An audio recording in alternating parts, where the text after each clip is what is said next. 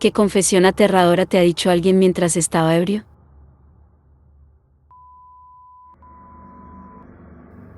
Tengo dos. Tenía un compañero de casa en la universidad, que varios años antes había disparado y matado accidentalmente a un amigo suyo en un accidente de casa. Fue a juicio y fue absuelto de todos los cargos. Años después, no me lo dijo, pero le dijo a una mujer con la que tuve intimidad, que no fue un accidente. Hace años, cuando trabajaba en Las Vegas Hilton, en la cocina principal. Tenía un jefe muy nervioso llamado Hussein. Era de Turquía. En broma nos referimos a él como loco, debido a su personalidad. Una vez, después de que terminó nuestro turno, tomó una caja de cerveza del refrigerador e invitó a algunos de nosotros a que nos sirviéramos. Probablemente tenía 4 o 5 él mismo. Luego procedió a decirnos que cuando vivía en Turquía, había pateado traseros a algunos tipos, y vino a los EU para escapar. Mis compañeros de trabajo y yo realmente no le dimos demasiada importancia. Aproximadamente un mes después, descubrimos que mientras estaba de vacaciones en México, Hussein había estado caminando de regreso a su habitación de hotel después de beber en un bar. Se había agachado en un callejón para orinar y lo atrapó un policía. Fue acusado y condenado por orinar en público. Al menos en ese momento, Estados Unidos no tuvo reciprocidad con Turquía, pero México sí.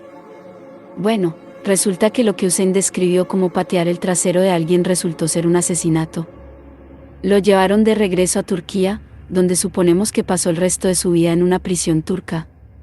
La película de Midnight Express retrata cómo es la vida allí. Una compañera de trabajo mientras estaba ebria, me dijo que ella se puso toda ángel de la misericordia y asfixió a su anciana abuela con demencia mientras dormía. El próximo lunes en la oficina fue definitivamente extraño después de esa confesión particular en la hora feliz. Fui yo quien hizo la confesión. Cuando tenía 18 años, fui agredida sexualmente en un puente en medio de la noche cuando estaba sola. Mi madre siempre me había dicho que mordiera a alguien si me metía en problemas. Así que lo hice, mordí su cuello hasta que mis dientes se encontraron de nuevo. Se cayó y luego corrí todo el camino a casa. Unas semanas más tarde leí en las noticias que un agresor en serie había ido al hospital con heridas en el cuello y luego murió. Lo habían atribuido a él atacando a alguien y ellos actuando en defensa propia. Nunca le dije a nadie hasta que me emborraché mucho con mi novio el año pasado y lo derramé. No podía creer que hubiera guardado ese secreto.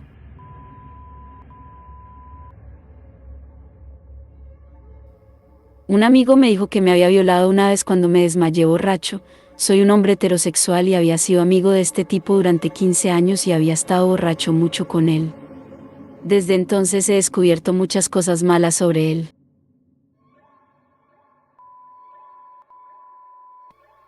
Un amigo mío murió de una sobredosis de drogas. Después del funeral, un amigo en común y yo nos estábamos emborrachando cuando rompió a llorar. Me preguntó si recordaba el momento en que él y nuestro amigo muerto me contaron sobre un accidente que habían presenciado en el que vieron morir a un camionero. Le dije que sí. Luego me dijo la mierda más jodida.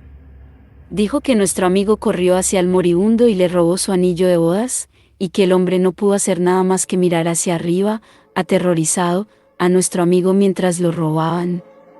Sabía que eran malos en las drogas, pero nunca pensé que pudieran hacer algo así. Crecí con ellos, eran como mis hermanos. Realmente ya no confío completamente en nadie. Mi mejor amigo desapareció por un tiempo, presumiblemente se fue de la ciudad. Los dos teníamos 20 y tantos años. Regresó después de un mes más o menos y me sacaba todas las noches a beber y de fiesta. Me preguntaba cómo podía gastar tanto dinero en drogas y alcohol, pero no me lo dijo. Lo vi pagar nuestra cuenta una noche y debe haber tenido 12 o 15 mil dólares encima. Después de regresar a la ciudad, básicamente se mantuvo ebrio todo el tiempo y quería pasar el rato conmigo cada vez que podía. Venía a mi casa después de cerrar los bares y a menudo seguíamos de fiesta hasta la mañana. Por lo general, terminaría derrumbándose y llorando conmigo porque no puede vivir consigo mismo por lo que hizo. No quiso dar detalles. Noche tras noche, esto sucedía hasta que una noche volvió a derrumbarse y me dijo que le pagaban mucho dinero por hacer cosas malas a personas malas. Confesó que alguien de la pandilla de su padre le pagó para quemar el negocio de alguien por una disputa de dinero. Luego me dijo que mató a un par de tipos que se pensaba que abusaban de niños. Dijo que le dieron una pistola y una escopeta y le pagaron $10,000 después de ejecutar a cada hombre. Más de 10 años después sigo sin saber si le creo o no. Después de que regresó, estaba tan jodido y deprimido. Si estaba diciendo la verdad, tendría sentido. Siguió consumiendo drogas y bebiendo hasta hace unos 5 años cuando tuvo un ataque al corazón a los 27 años. Dejó de consumir drogas y alcohol, pero el daño ya estaba hecho. Sufrió otro infarto 6 meses después y murió unos días después de cumplir 28 años. Fui a un trabajo y mi compañero de trabajo, una mujer insulsa con un rostro muy serio, se emborrachó bastante. Terminó diciéndome que descubrió el cuerpo de su padre cuando él se ahorcó. No hace falta decir que me di cuenta de por qué ella era como era después de eso.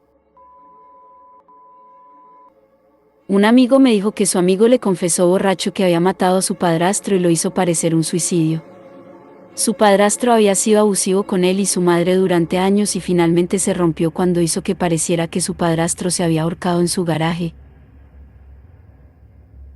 No sé quién era el amigo, nunca me dieron un nombre ni mucho más de la historia. Escuché a mi mamá decirle a su amiga que yo era un error y la razón por la que ella y mi papá se divorciaron. Por eso no escuchas a escondidas. La amiga de mi hermana estaba muy borracha y se molestó mucho y confesó que su padrastro había estado abusando sexualmente de ella, violándola, durante años. Cosas realmente horribles. Desembriagaba todo rápidamente. Nos unimos a ella, le dijimos que estábamos allí para ella, bla, bla, pero cuando llegamos a casa del viaje a la playa unos días después, supe que tenía que decírselo a mi mamá. Después de decirle a mi mamá que involucró a la policía estatal, hubo un juicio y el hombre terminó sentenciado a 8 años de prisión. Resultó que también se lo estaba haciendo a la hermana menor. En una reunión familiar mi abuela se emborrachó y empezó a contar historias de su niñez. Si bien ella hace esto cada vez, no importa si está borracha o sobria, supongo que es solo una cosa normal de la abuela, esta vez tomó un giro oscuro. Ella nos contó una historia que es la razón por la que odia ir al dentista y en particular odia la parte de la perforación. Nos contó una historia de cuando tenía 6 años. Durante la Segunda Guerra Mundial, mi familia vivía en Hamburgo, Alemania, justo al lado del puerto. Durante una semana particular en 1943 la ciudad fue bombardeada continuamente y más de 35.000 personas murieron y más de 100.000 personas resultaron heridas.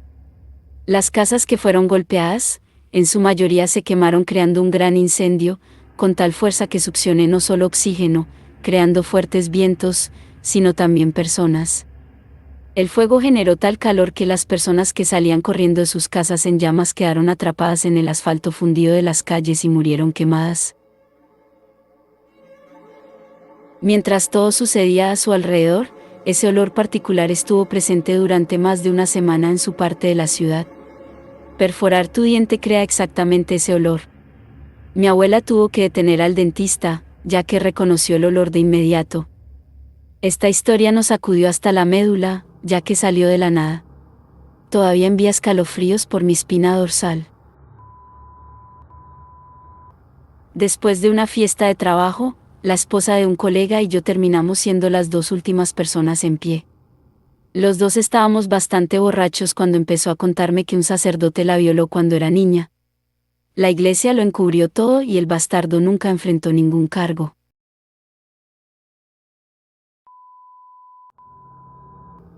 Alguien me dijo que abusó de su hija cuando era una bebé porque estaba enojado y pensó que su novia lo había engañado y que ella no era su hija biológica. Continuó diciendo que se realizaron pruebas de ADN y se determinó que en realidad era su hija y que se sentía muy culpable por todo el asunto. Su hija tenía 7 u 8 años cuando me dijo esto. Literalmente pasé una noche dando vueltas pensando en eso y finalmente decidí que tenía que denunciarlo. El primer marido de mi madre, el donante de esperma. Yo tenía 16 años. Ella acababa de salir ese mismo día y él se emborrachó mucho y me dijo que se suponía que nunca debería haber nacido y que debería haber muerto con mi hermano. Le pregunté qué quería decir con mi hermano, ya que no tenía hermanos, y me confesó que le había dado una paliza a mi madre cuando estaba embarazada y terminó en el hospital. Yo nací, pero mi hermano gemelo murió en el útero. En ese momento, el inglés de mi madre, ella es polaca, no era bueno, por lo que les dijo a los médicos que ella simplemente se cayó por las escaleras y amenazó con deportarla y me usó como chantaje si alguna vez se lo contaba a alguien. La seguí poco después una vez que me contactó para decirme que había encontrado un lugar para quedarse. Le pregunté si tenía algo que decirme sobre mi nacimiento y me contó la misma historia. Supongo que eso explica por qué sentí que me faltaba una parte de mí toda mi vida. Un chico que conocí admitió ser el pasajero de un vehículo que atropelló a una chica con la que iba a la escuela secundaria a unos 50 km por encima del límite de velocidad, supuso que alrededor de 115 km por hora. Era medianoche, ella estaba inconsciente pero aún respiraba, y huyeron de la escena porque el conductor había estado bebiendo. Dijo que ella sobrevivió, pero nadie descubrió quién estaba en el auto. Parecía realmente estar lidiando con eso. Escuché una confesión de asesinato. Estaba en un resort en Nueva Inglaterra con mi familia. Salí al balcón a fumar. Podía escuchar a la gente hablando en algún lugar arriba allá a mi derecha. Estaban muy borrachos. El hombre dijo que se estaba volviendo loco de culpa. Le disparó a alguien por un negocio de drogas y pasa por el monumento todo el tiempo. No podía decir en qué unidad estaban las personas. El hombre no tenía un acento perceptible. Nunca mencionó el nombre de una ciudad ni nada. No hay detalles en absoluto. Realmente desearía haber podido ayudar a resolver un asesinato. Un amigo que conocí en la universidad tuvo un colapso emocional completo una noche cuando teníamos 20 y tantos años y me dijo que había golpeado a un ciclista cuando era adolescente y se fue de la escena y estaba seguro de que el anciano había muerto. Su hermano dijo que había estado sufriendo por su error durante años, y que este accidente había arruinado su vida verdadera y completamente. No tenía forma de saberlo, pero mi tío, anciano y enfermo mental, fue asesinado en su bicicleta por un automovilista que se dio a la fuga en esa intersección durante el tiempo que mi amigo habría estado en la escuela secundaria. Estoy bastante seguro de que el asesino de mi tío me acaba de confesar. Oficial de policía. Llegó a una llamada de apuñalamiento como unidad de respaldo y terminó transportando al sospechoso de regreso a las celdas. Estaba extremadamente borracho o drogado. Empezó a hablar de manera semicoherente en el asiento trasero de mi computadora y yo lo ignoraba en su mayor parte. En un momento dijo algo como, "Y esta no es ni siquiera la primera vez que hago esto, ella era tan joven". Y luego comenzó a llorar. Encendí mi grabadora subrepticiamente para ver si decía algo más, pero no lo hizo. Solo lloró y lloró. Las confesiones de intoxicación generalmente son inútiles de todos modos, y una vez que se puso sobrio y habló con su abogado, negó tener conocimiento. Hablé con nuestros chicos de delitos mayores, pero no creo que hayan hecho nada al respecto. Sin embargo, todavía me pregunto, ¿no fue bravuconería? Eso es seguro.